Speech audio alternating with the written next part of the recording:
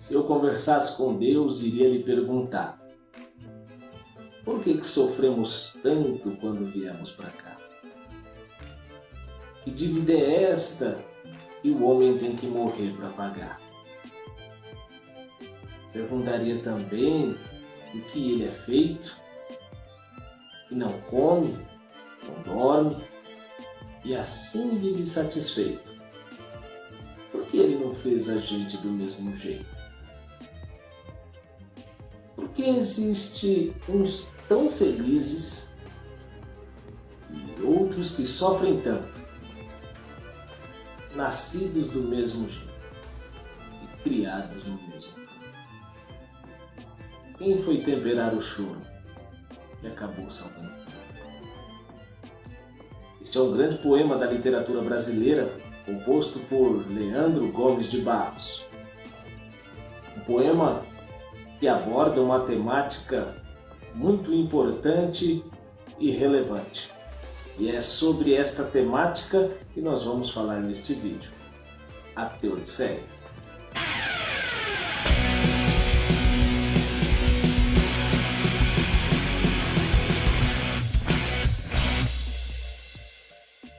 Eu sou Maico Oliveira e nesse vídeo de hoje nós vamos abordar um pouquinho da literatura brasileira, em especial no poeta pernambucano Leandro Gomes Barros, com o seu poema maravilhoso que aborda o dilema da humanidade, que é a existência de um Deus bom com todas as mazelas que há sobre a face da Terra. Toda a área do saber parte de uma cosmovisão. Isso não é diferente com a literatura.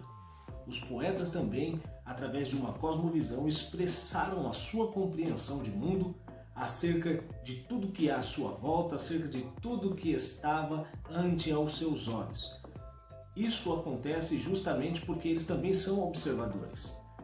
Com a teologia, isso também não é diferente. A teologia ela parte de uma perspectiva, de uma cosmovisão, onde o próprio Deus é o intérprete e o criador de todas as coisas. A teologia também tem a sua cosmovisão e ela parte do ponto de vista de Deus. Trabalha-se então a partir das Escrituras para podermos ter uma compreensão de mundo segundo a vontade do Senhor. Dentro da literatura, em especial em Leandro Gomes Barros, nós temos basicamente o dilema proposto para toda a humanidade. E isso nós não podemos negar. Aquilo que os ateus usam como muleta para poder se esvair da existência de Deus, aquilo que os ignorantes entendem não ser muito importante, e aquilo que para os teólogos é um baita problemão, Leandro Gomes Barros, ele adota isso dentro de sua perspectiva poética e deixa isso muito claro. Dentro do início do poema, ele trabalha o ponto de vista de que uma conversa entre ele e o Criador. E nessa conversa ele questionaria o Criador da seguinte forma: por que nós sofremos tanto quando nós viemos para cá? E de fato, a vida é um sofrimento imenso. Desde o momento em que estamos chegando, o parto já em si é um sofrimento enorme para a criança. Ainda que muitos possam questionar, mas é sim um sofrimento, não obstante ela nascer chorando, não é? De igual modo, todas as outras nuances que acometem o homem nesta vida terrena e presente são nuances que podem causar sofrimento e demonstrar uma gama de desigualdades. Conforme os seres humanos crescem, também eles começam a encontrar outras dificuldades, desigualdade social, começam a encontrar dificuldades com o sofrimento, com a enfermidade, começam a encontrar desigualdades políticas, econômicas e assim sucessivamente. E a grande pergunta do poeta cabe muito bem à nossa realidade: por que nós sofremos tanto quando viemos para cá? E aí ele faz uma outra interrogação que está permeada por uma visão extremamente religiosa também em especial aquela que ele está inserido e que ele faz parte, que é o catolicismo romano.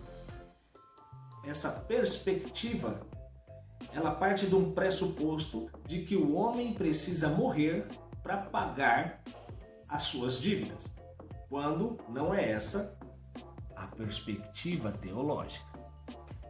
Enfim, essa não é a questão a ser tratada aqui hoje no nosso vídeo, mas sim nós pensarmos e refletirmos sobre a segunda e a terceira estrofe deste poema. Na segunda e terceira estrofe, Leandro Gomes Barros vai novamente apertar os pensares teológicos, porque de fato isso é algo que traz muito incômodo se nós não tivermos a perspectiva adequada por meio de onde nós devemos começar a nossa reflexão. Ele vai dizer justamente que perguntaria a Deus do que Deus é feito, que ele não come, não dorme, está sempre satisfeito. Por que ele não fez a gente do mesmo jeito? A pergunta é extremamente interessante e compreensível, porque um ser todo bom, um ser todo perfeito, logo não iria admitir com que nós, seres humanos, vivêssemos do jeito que vivemos. Então, a compreensão e a finalidade do raciocínio de Leandro Barros não é de total inadequado.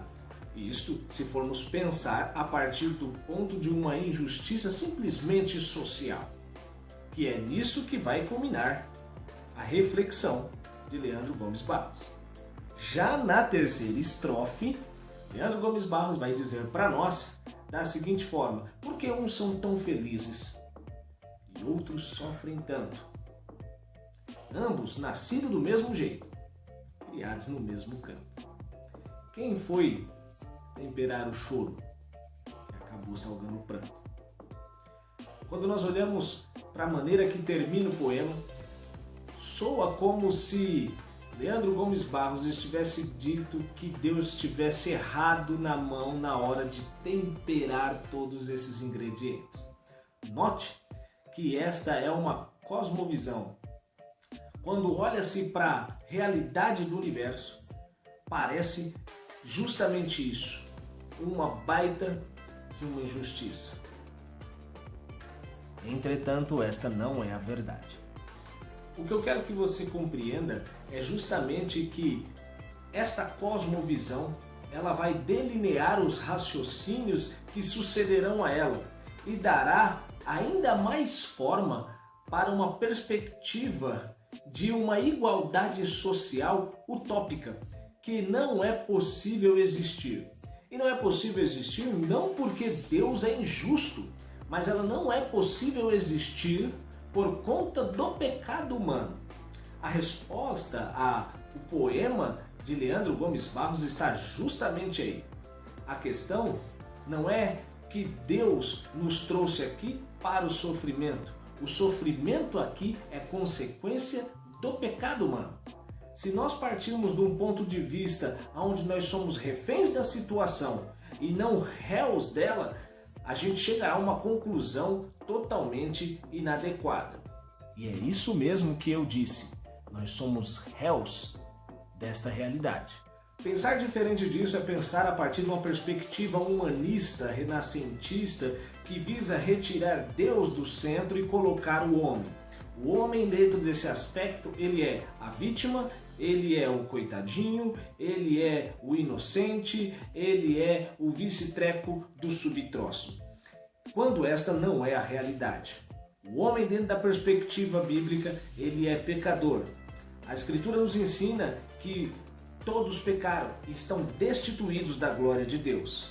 Bem como a Escritura nos ensina também que o nosso pecado coloca uma barreira entre nós e o Senhor. A Escritura nos ensina que todos pecaram e estão destituídos da glória de Deus. Nós estávamos mortos nos nossos delitos e nos nossos pecados. Essa é a condição da humanidade. Então note bem que nós não somos reféns dessa situação toda. Na realidade, nós somos réus desta situação toda. Tudo isso foi causado por nós, no nosso representante Adão. Deus, em relação a isso, não é absolutamente culpado em nada. Muito pelo contrário. Deus continua santo, continua justo e perfeito. A questão é, as pessoas, por conta da sua pecaminosidade, fazem uma má leitura do mundo e, por meio dessa má leitura, elas acabam se submetendo como pessoas vitimizadas, como pessoas que não são compreendidas, como pessoas que não são aceitas, como pessoas que são injustiçadas. Isso é o que o sistema quer que você pense. Mas talvez você possa estar se perguntando, Michael, Deus não poderia mudar toda essa situação? E de fato, Ele poderia. Entretanto, quando nós falamos de Deus, nós falamos de Deus como um ser pessoal. Isso é extremamente importante para a nossa melhor compreensão acerca desse assunto. Esse argumento, ele faz sentido quando nós levamos em consideração a pessoalidade de Deus. Note que quando nós olhamos para a nossa experiência humana, essa mesma justiça que nós dizemos exigir de Deus, nós não exigimos de nós mesmos. E isso não porque não somos capazes de fazer justo de acordo com aquilo que exigimos também de Deus. Muito pelo contrário, mas porque não achamos justos fazer isso contra a nossa própria consciência. Eu vou explicar melhor isso. Quando levamos em conta a pessoalidade de Deus, nós estamos dizendo que Ele faz o que quer, como Ele quer, porque Ele pode fazer. De igual modo, quando nós fazemos o que fazemos, fazemos porque queremos e porque podemos fazer. E o fato de fazer porque queremos e porque podemos fazer não nos torna maus. Nos torna seres pessoais, volitivos e responsáveis por aquilo que escolhemos fazer. Isto não é diferente com Deus. Quando Deus escolhe não querer sanar todo o mal, quando Deus escolhe não querer suprir em absoluto todas as necessidades, isso não o torna injusto. Isso simplesmente o torna ainda mais um ser pessoal e um ser que faz todas as coisas segundo o seu propósito. Deus não é injusto porque não dá a essas pessoas tudo aquilo que elas pedem. Deus é justo porque não dá a todas essas pessoas aquilo que elas merecem. E aqui está o grande X da questão. Justiça está relacionado a dar ao outro aquilo que o outro merece. Se Deus for ser justo conosco, se Cristo for ser justo conosco, o que nos esperaria era de fato a condenação eterna. Isso que espera o homem. Entretanto, Ele envia o seu Filho, isto é, Deus envia o seu Filho Jesus, pune nele os pecados do homem, abrindo assim a oportunidade para que todo aquele que crê não pereça, mas tenha a vida eterna. Isso faz com que Deus não seja injusto. Sabe por quê? Porque todas as mazelas da vida passarão a ser então uma consequência do pecado. Elas são de fato o que são por conta das escolhas inadequadas dos corações humanos caídos no pecado. É claro que quando nós olhamos para todo o escopo, há grandes mais problemáticas do que essa. Eu só quero simplesmente abordar a perspectiva a partir deste poema. O autor, ele não é um ateu. Muito pelo contrário, ele lida com dilemas, e dilemas extremamente difíceis. Dilemas que quando o homem olha somente para o mundo, fica extremamente difícil de compreender.